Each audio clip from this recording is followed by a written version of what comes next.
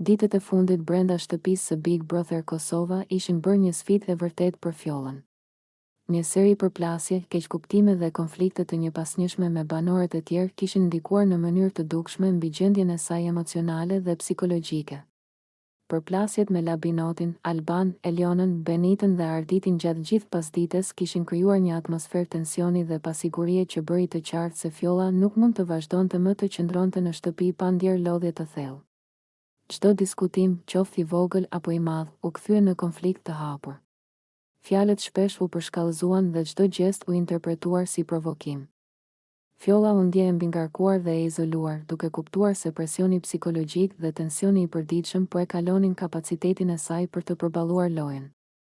Ajo ndjeu se nuk kishte hapësirë për qetësi, dhe se çdo moment ishte i ngarkuar me konflikt dhe pasiguri. Vendimi për të dalë nga shtëpia nuk ishte impulsiv. Ai erdhi pas një reflektimi të gjatë mbi situatën dhe ndikimin që po kishte mbi shëndetin e saj emocional. Fjolla e kuptoi se Big Brother është një lojë ku presioni dhe vëmendja e vazhdueshme mund të jenë të papërballueshme, edhe për personat më të fortë dhe më të vetëdijshëm për lojën. Duke u larguar, ajo tregoi se respektimi i vetes dhe i kufive të vet emocional ka më shumë rëndësi se çdo spektakël ose fitore strategjike.